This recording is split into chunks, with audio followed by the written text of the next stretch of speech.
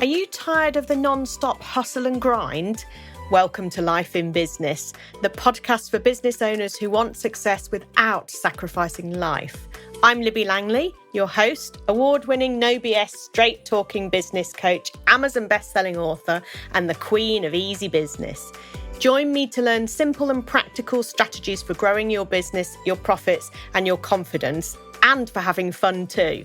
Here's this week's episode. Hello.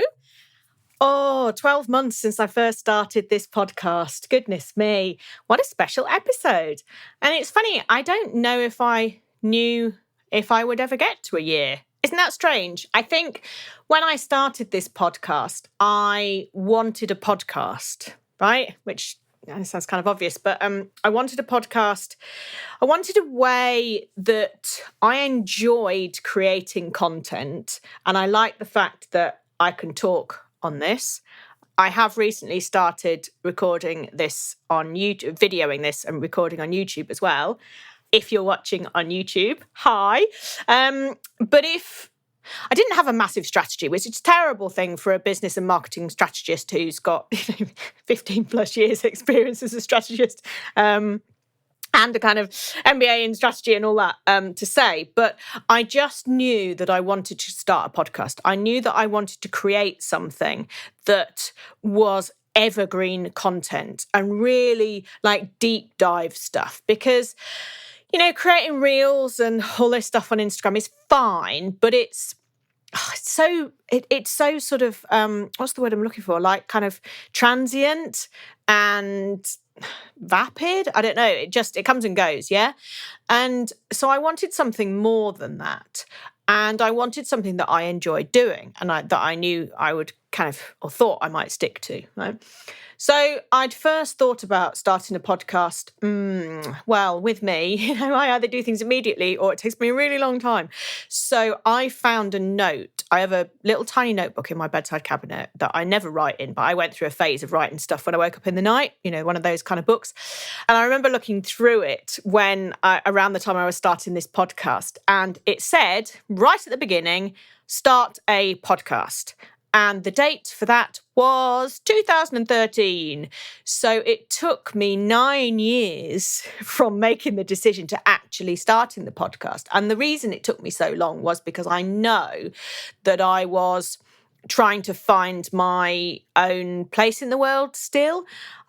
Business-wise, I've always known, you know, what I'm good at and what I help people with, and the business strategy side of stuff and working with one-to-one with people and making a difference to their lives. That's always kind of been dead set. But I think for me, I kind of wasn't ready and clearly wasn't ready for 9 years. But I've done a lot of soul searching, a lot of finding myself in that time. And so it's all right. You know, now I'm here, I'm a year in, and I'm really super comfortable with this podcast and what it delivers to you, the listener, and what it delivers to me as a business owner, and as this being part of my marketing mix.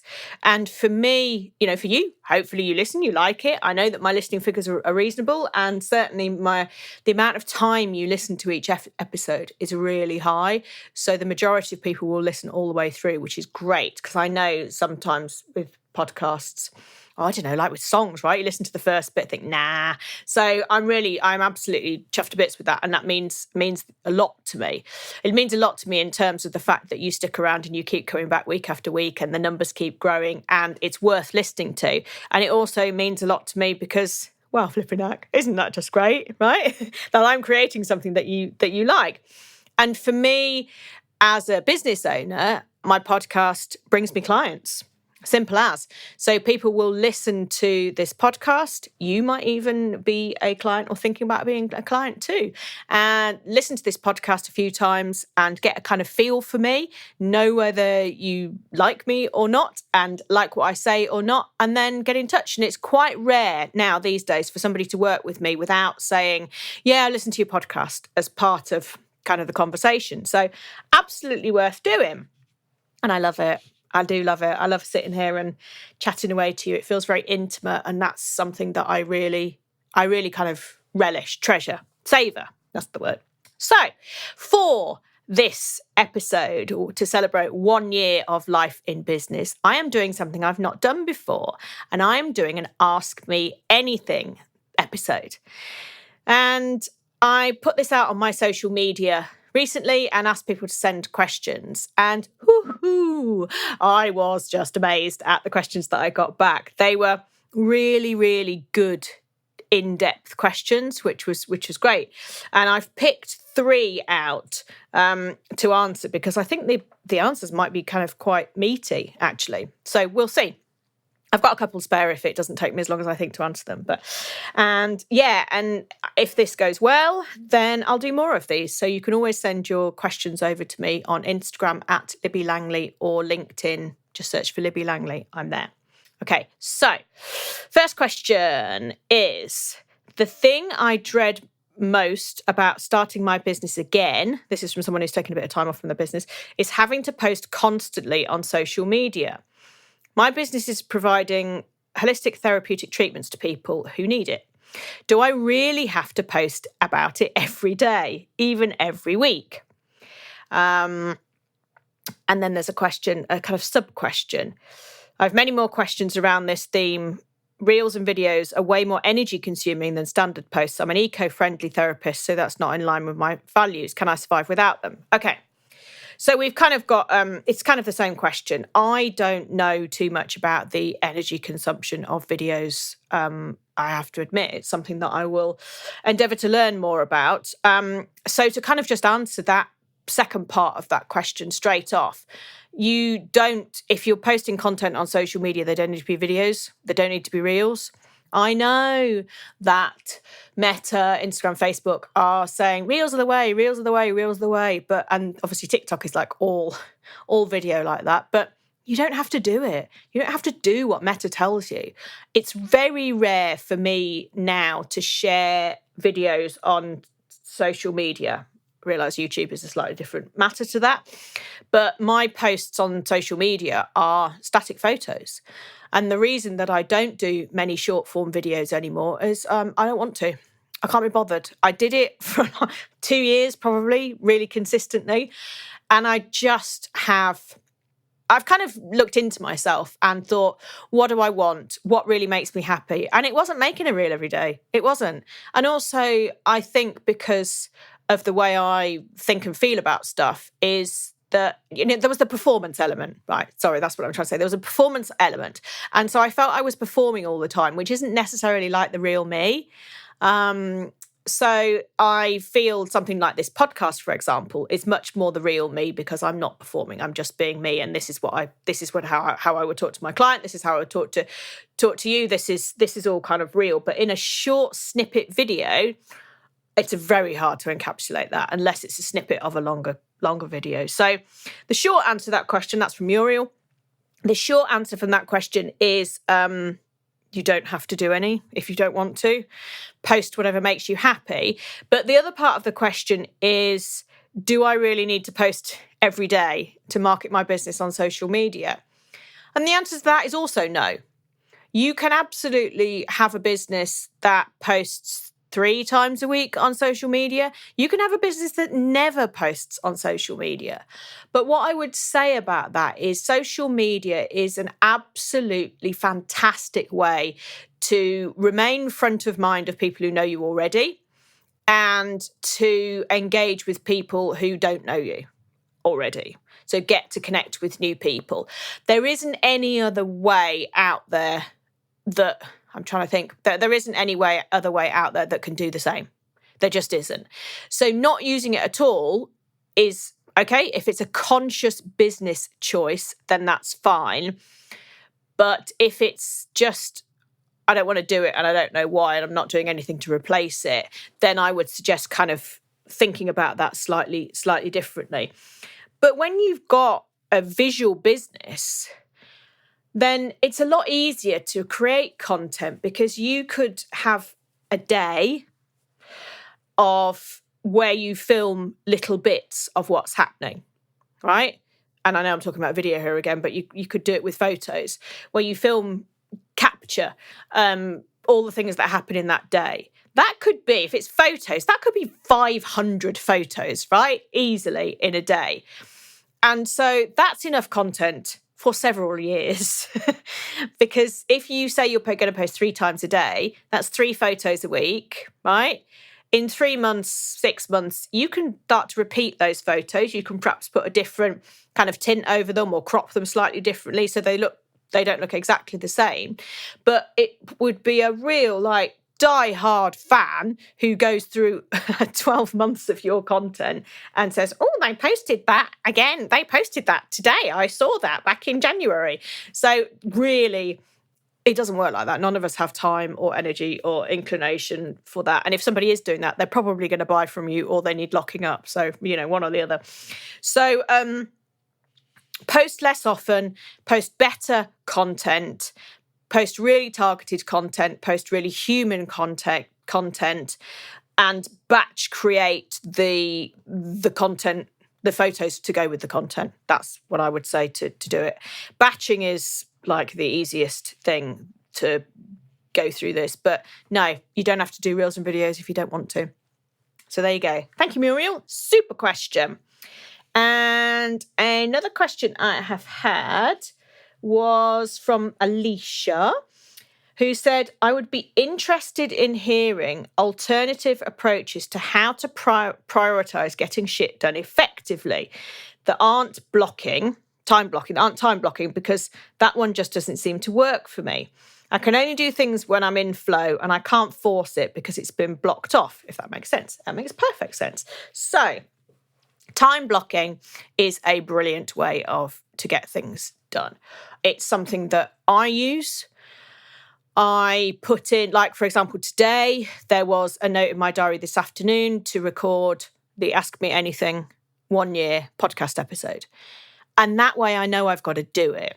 And it doesn't matter if I've got lots of other things going on. I've got 100 emails that have come through that I need to respond to for a couple of projects that I'm working on and all these other things. But it's no, that was in my diary, therefore that gets done. So I time block, I guess it's time blocking.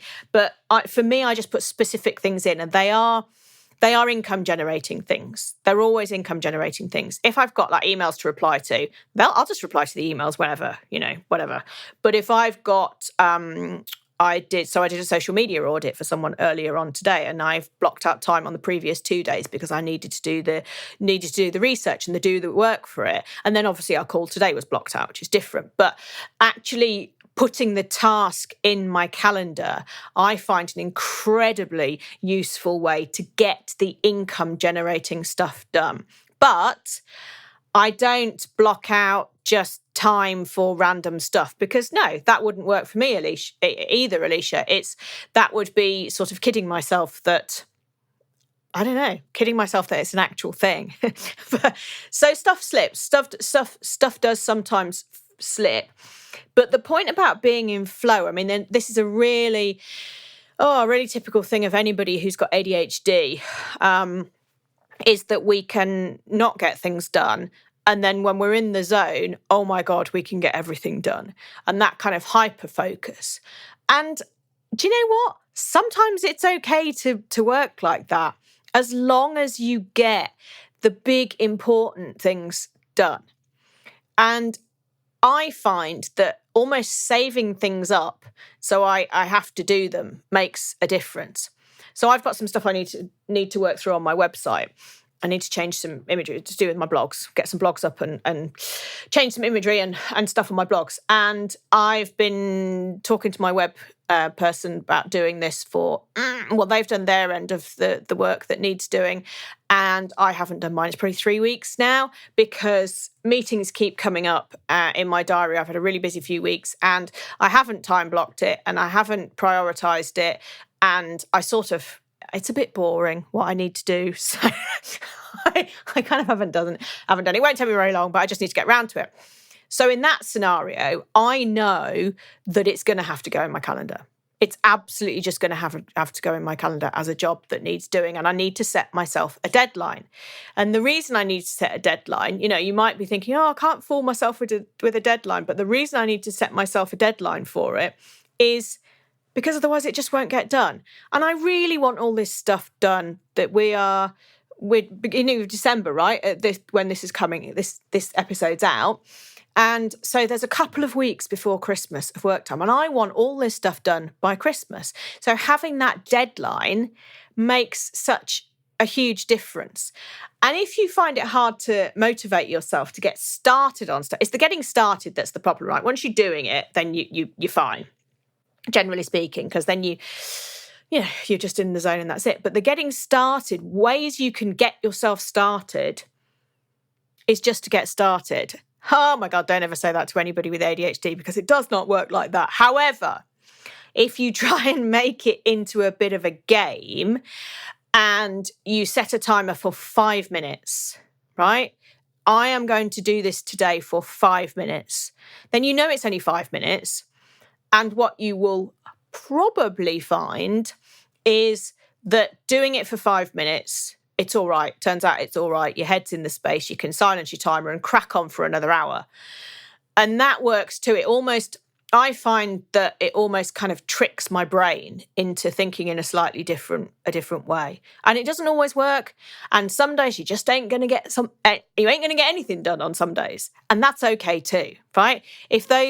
Being kind to yourself like that, if the day is difficult, write the day off. Right? You can't do this every day, but you can do it sometimes. And you think about if you had a job and you were feeling poorly or crappy or blah, blah, blah, you'd probably just sit at your desk and maybe answer 3 emails and look busy. Yeah.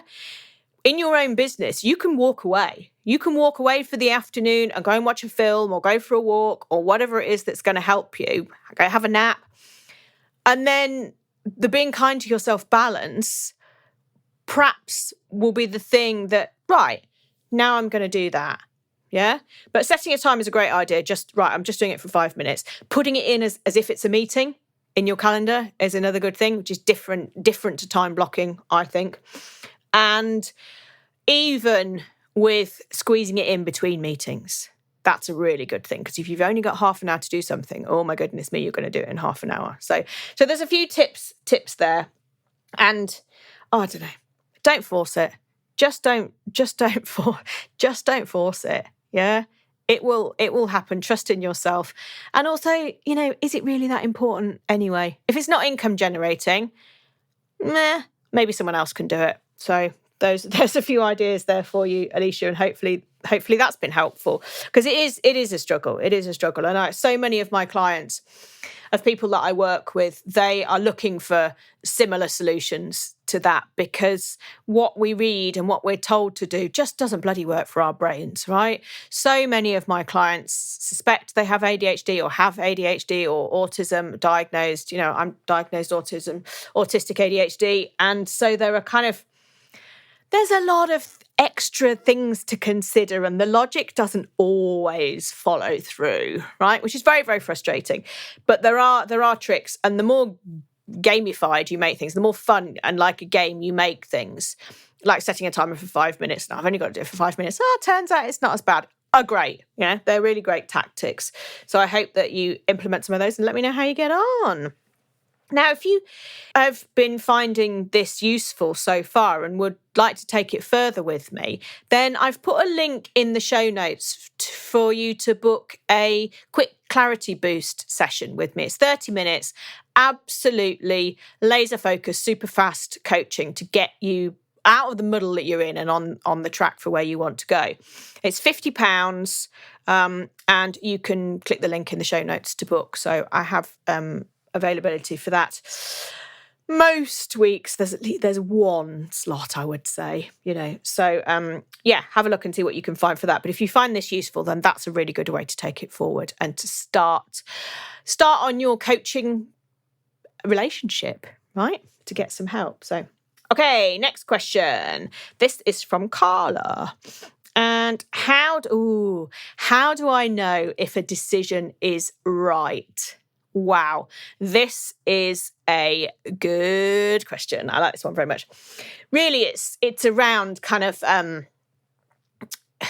is this the best way to grow my business, isn't it? But how do I know if a decision is right? Okay, you don't. until you make it and see what happens. But also, base your decisions on being a business owner. And this is something that I say quite often to clients when they're asking me, what do you think? What do you think I should do? I'm thinking this, I'm thinking that. And I say back to them, what decision would a business owner make? What decision would a CEO make? And you can see, them stop.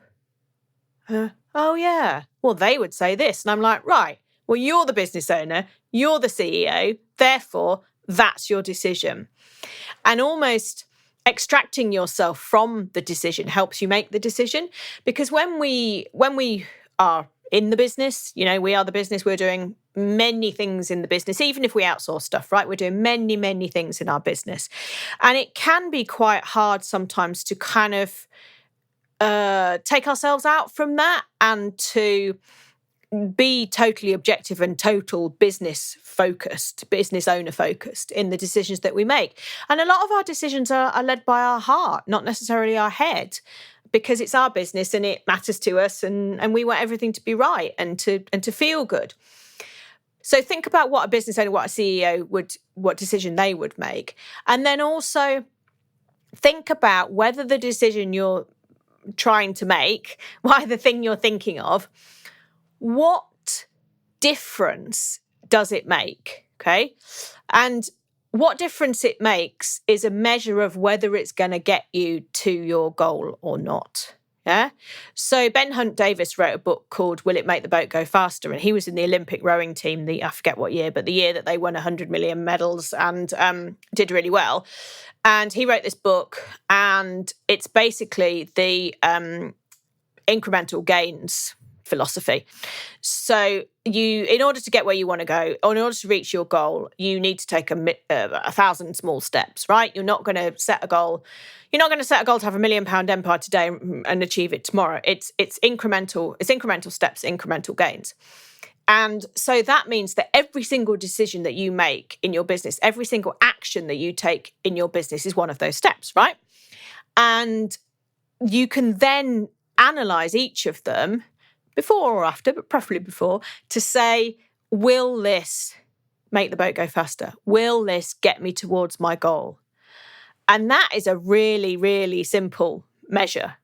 Is what I'm doing sitting here, so is me sitting here recording this podcast going to get me towards my goal? The answer is yes, because of everything I said to start with. I have a wonderful, loyal fan base. It brings new people into my world, and ultimately it gets me clients. People will book the 30-minute Clarity Boost session with me directly from this, and clients will then go on to work with me one-to-one on a longer term basis because of this podcast, right? So is it worth me doing this? Yes, it is. Is it worth me sitting for an hour on Canva making some pretty graphics? No, it's not. It's not. That's the kind of stuff that you can outsource to someone else or just not do, just not do. You can use old photos you've got, or, I don't know. You don't need to it's not a good investment of your time, right? So how do you know if a decision is right? Those are questions to ask yourself.